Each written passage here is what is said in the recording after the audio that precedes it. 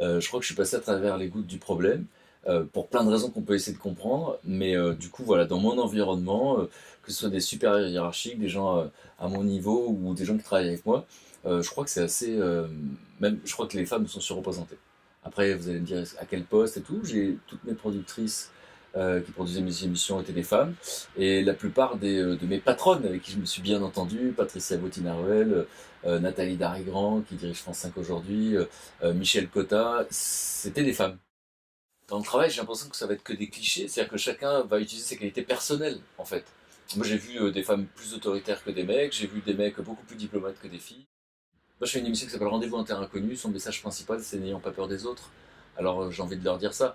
Et d'ailleurs, la mixité, c'est pas que les hommes et les femmes. Aujourd'hui, je crois que ça a été prouvé, quand quelqu'un porte un handicap et qui vient dans une entreprise, eh ben, c'est extraordinaire parce que cette personne va se défoncer pour montrer qu'elle est à la hauteur. Les autres autour vont l'admirer, il va y avoir une connivence très forte. Enfin, c'est un truc qui est très contagieux. C'est l'avenir du monde. Et ça, je peux vous dire que je suis formel. C'est-à-dire que j'ai eu la chance de partir partout sur la planète.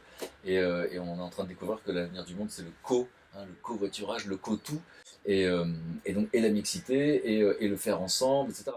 Les arguments qui prônent la non-mixité, bon, je vais les connaître un jour, hein, mais je sais déjà que c'est ringard. Obligé.